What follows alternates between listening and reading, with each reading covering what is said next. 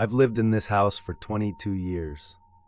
My wife and I moved in just after our wedding, both of us too young to understand how fast life could shift. We raised our daughter here, painted the walls together, and fought over things that seem small now. Curtains, furniture placement, kitchen colors. After she passed away last fall, the silence in the house became a second weight on my chest. The rooms felt too large, the air too still. I decided to sell everything and move across the country, where my sister lived. I needed a change. A yard sale felt like a good start, one final act of closure before I walked away from a life that no longer felt like mine. The sale started early Saturday morning. I brought out folding tables, arranged books, lamps, picture frames, kitchen tools. Even my old record player went on the table, something I swore I'd never part with. Strangers wandered in and out of the yard all day. Polite small talk, quiet negotiations, friendly smiles. Around 3 p.m., a man walked up the driveway. Tall, wiry, mid-60s maybe, wearing an oversized coat even though it was warm out. He didn't look at the tables. He looked at the house. He stood still for a long time, maybe a full minute, just staring up at the windows. I watched him, waiting for him to say something. When he finally glanced at me, he gave a tight smile and said, "Just checking the layout." I tried to joke, asked if he was interested in buying. He didn't laugh. He just nodded, murmured something I couldn't catch, and turned around. Didn't look at a single item on sale. I didn't think much of it at the time. There are always odd ones at yard sales. That night I turned off the lights around 10. I was sleeping in the guest room because I hadn't been able to bring myself to sleep in our old bedroom since my wife died. Around 2:30 a.m., I woke up thirsty and went to the kitchen for water. As I passed the living room window, I froze. A figure stood in the backyard, still, tall, facing the house. He wasn't moving, just staring. I didn't need to turn on the light to recognize the coat. I waited, watching him for a minute, then stepped away from the window and called the police. I didn't confront him. I'm not young anymore, and I wasn't about to take risks. But by the time the officers came, the man was gone. No sign of forced entry, no footprints. They were polite but clearly thought I was overreacting. I didn't sleep the rest of the night. The next morning, I installed a motion light in the backyard and double-checked all my locks.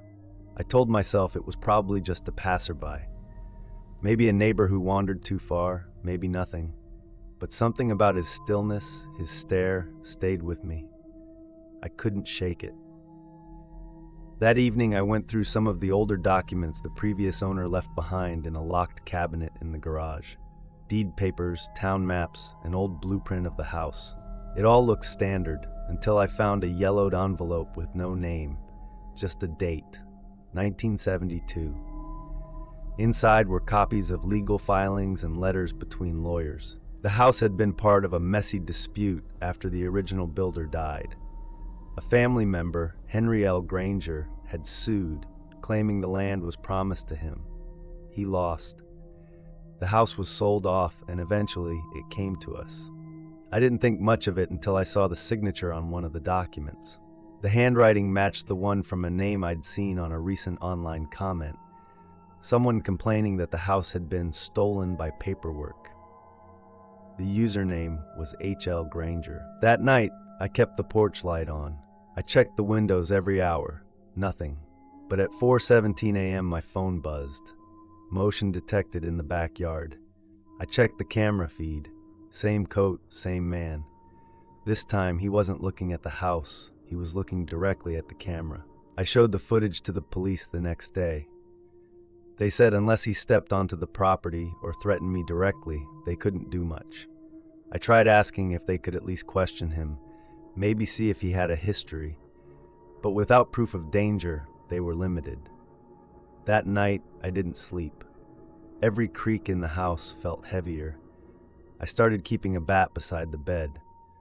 A few nights later, I woke to the faint sound of wood creaking.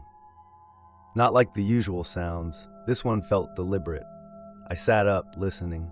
Silence. Then again, a slow step. I grabbed the bat and moved into the hallway. The sound came from the kitchen. As I turned the corner, I caught a glimpse of movement through the side door's frosted glass. I rushed forward, flipping on the light. The door was locked, but outside, near the bushes, was something that hadn't been there before. A rolled-up blueprint tube. Inside were copies of the original plans. But someone had written over them, notes in red ink, circles around certain rooms. One message scrawled over the living room. This was always mine. The next day I called a locksmith and had every lock in the house changed. I replaced the garage code. I installed a second camera above the side door. I even contacted a lawyer asking if there was any way someone could make a legal claim against the property. They said no, not after so many decades. I wanted reassurance. I got paperwork. A week passed with no sightings. I started to relax. Maybe he got the message. Maybe it was over. Then one night, I got home from visiting my sister and found the kitchen light on. I always turn it off. Always. On the table was a mug, my mug, with steam still rising. I checked every lock, every window, nothing broken, no sign of entry. But in the living room, lying open on the coffee table, was one of the old photo albums I'd boxed up for donation. He'd been inside. The police took it more seriously this time. They searched the house. Nothing. The locks were intact. The security footage showed nothing but a brief glitch around 1 a.m., a second of static. That was it. I asked the officer if it was possible the man had a key. He hesitated, then said, "It's possible." I moved my sleeping arrangement into the locked den, reinforced the windows, slept with the bat and a flashlight. I started documenting everything. The next day, I visited the county records office. Asked for any information on Henry Granger. The clerk found an obituary, dated 3 years ago, buried in a private plot outside town, except the man in my yard wasn't dead. That night, I didn't see him, but at dawn when I opened the front door to get the paper, I saw it lying on the steps, a copy of the original deed, with the words, "You are the trespasser." I packed what I could and left for my sister's that afternoon. The house is on the market again, but I haven't returned. Sometimes I wonder if the man still stands in the backyard each night, waiting, watching, believing that the house is still his. And maybe, in some twisted way, it is. Because I no longer feel like it was ever mine. Before we dive into the next horror story, make sure to subscribe to my channel so you never miss an upload. If you enjoyed the video, give it a like, share it with your friends and family, and drop a comment with your suggestions. I'd love to hear from you.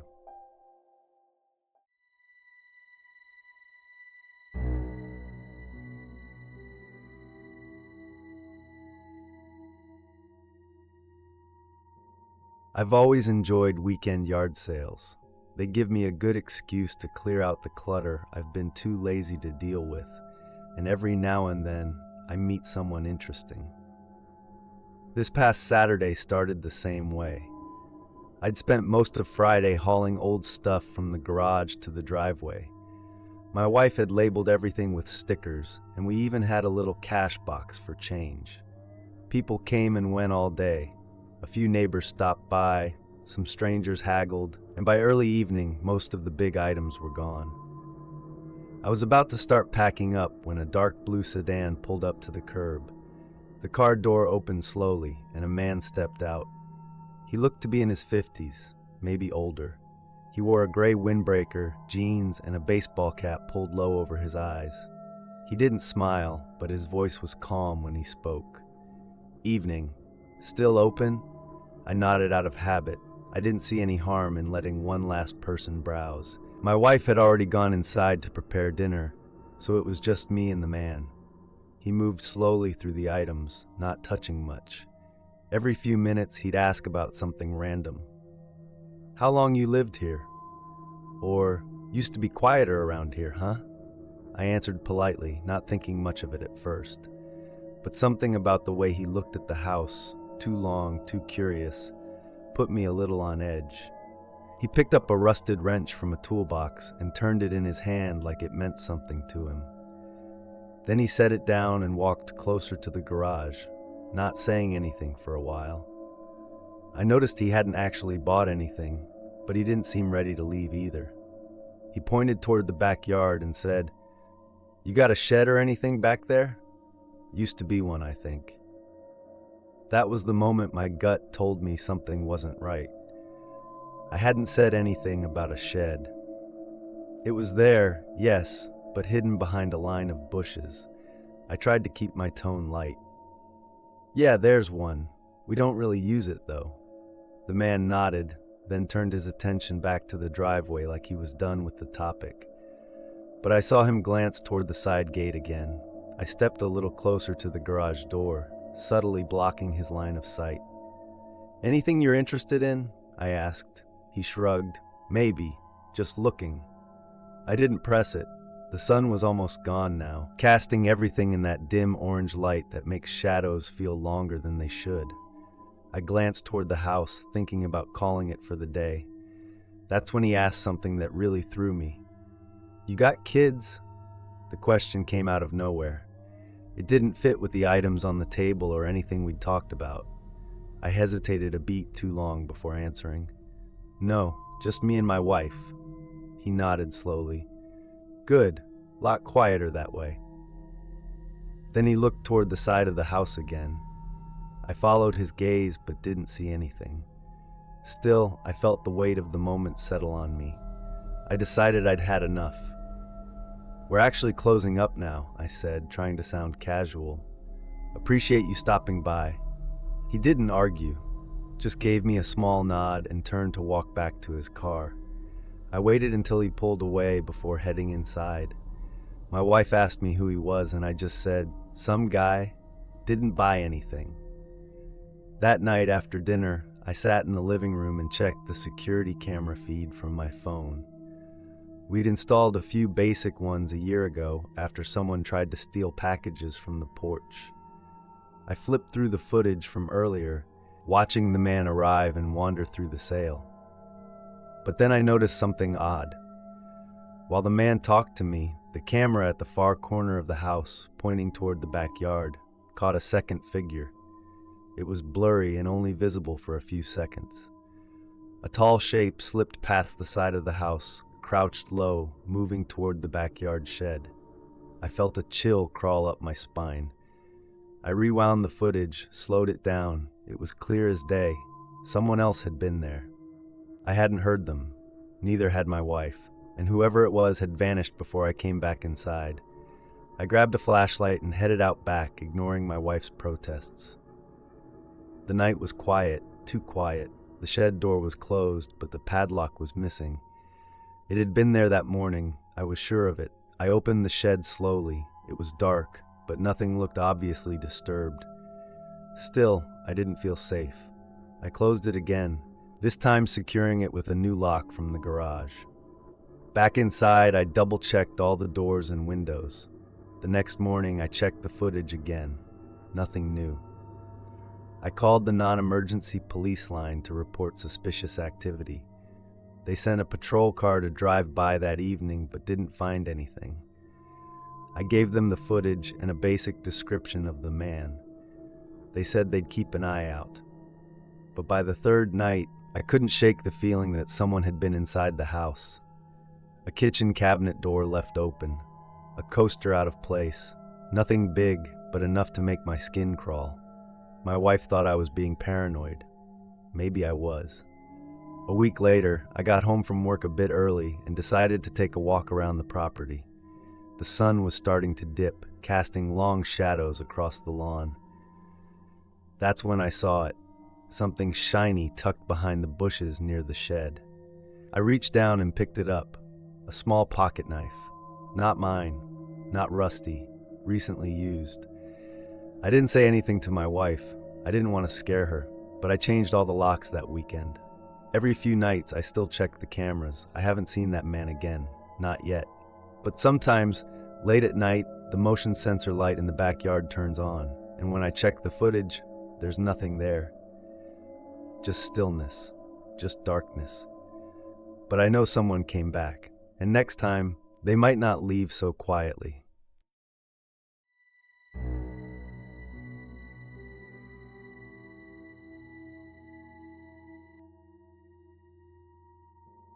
I had never planned to host a yard sale. It just happened. After my aunt passed away, she left me a storage unit full of old furniture, boxes of books, and random antiques I didn't need. I was short on rent, low on space, and figured it'd be better to try selling some of it than let it all collect dust. So I spread everything across the front lawn of my rental house one Saturday morning. I set up early, around 7 a.m., hoping to catch the neighborhood crowd that seemed to be up before the sun. The day was slow but steady. People stopped by, browsed, bought little things, a lamp here, an old picture frame there. I kept everything organized, prices clearly marked, and stayed seated near the porch with my coffee and a small cash box on my lap. Around midday, a man showed up who didn't quite fit the usual customer profile. He looked to be in his late 50s, wearing a pressed button-down shirt tucked into dark jeans. His shoes were too clean for walking through grass, and he didn't glance at the books or kitchenware like most people did. He walked straight to the grandfather clock. I hadn't even noticed it when I first unloaded the storage unit. It was pushed toward the back, beneath a stained sheet. Tall, heavy, the kind you'd expect to see in an old farmhouse or a museum. It had a brass pendulum, faded wood, and tiny cracks across the glass face. I didn't remember ever seeing it in my aunt's house, but then again, she had a lot of stuff. I listed it for $50, thinking no one would buy something so bulky. The man knelt in front of it, almost reverently. He touched the wood gently, like he was checking for something underneath the surface. Then he stood up and asked, "Where did you get this clock?" I told him about the storage unit, that it had belonged to my aunt, and I was just trying to get rid of things. He nodded once, then stared at the clock again. "I'll take it, but I don't have the cash on me right now. Can I come back tomorrow?" I said sure. I wasn't expecting it to sell anyway, and he seemed serious. He didn't leave his name, just said, "Keep it aside for me." Then he got into a black sedan and drove off without another word. I put a sold sign on it and dragged it under the porch, figuring I'd deal with moving it in the morning. That night, I couldn't sleep. Something about the way he asked that question kept repeating in my mind. It wasn't curiosity, it was like he already knew where it came from. And now that I thought about it, I had never seen the back panel of the clock. It might have been damaged or infested with bugs or mold. I decided I'd check it out before finalizing the deal. If it was broken inside, I could just refund him. I took a flashlight and stepped out to the porch. The air was cool, the yard silent. I crouched behind the clock and felt along the back panel. It was loose. I slid it open and immediately smelled something sharp and metallic, like rust. The flashlight beam caught something dark inside. At first I thought it was a stain, but as I looked closer, I realized it was dried blood. A thick, uneven patch had soaked into the back wood, and beside it, tucked into the corner, was an old knife. The blade was rusted over, the handle worn and cracked. I didn't touch it. I closed the panel slowly and stood up. I didn't know what to do. Call the police? It could have been from a hunting accident, or maybe just old meat from some weird storage. But that didn't explain the knife, or the way the man looked at the clock. The next morning I put the clock back out, but kept a close eye from the window. Around noon, the man returned. This time he wasn't alone. Another man was with him, younger, taller. He wore gloves. They didn't say anything at first. Just walked up to the clock and started examining it again. Then the older one turned and called out to me. "You looked inside it, didn't you?" I stepped outside, trying to sound calm. "I checked the panel. It's damaged inside. You still want it?" He smiled, but it didn't reach his eyes. "We're taking it. We don't need the sale." The younger man grabbed the clock and started wheeling it toward their car. I stood frozen. I knew something was wrong, but I didn't know how to stop it. Before I could say anything else, the older man came closer. "Some things are better left closed," he said quietly. "This was never meant to be found." Then he got in the car and they drove off. I called the police that afternoon. I reported the knife, the blood, everything. But by the time they arrived, the clock was gone. I didn't have the plate number. I didn't even know their names. A week later, I got a letter in my mailbox. No return address. Inside was a photo of the clock. It was in an empty room, standing alone, and taped to the back of the photo was a note. "You shouldn't have opened it." I moved a month later. I still don't know what was hidden in that clock before I found it, but I know this: someone was willing to come back for it, and someone knew I saw what was inside. Now every time I hear the ticking of a clock, I wonder if they'll come again.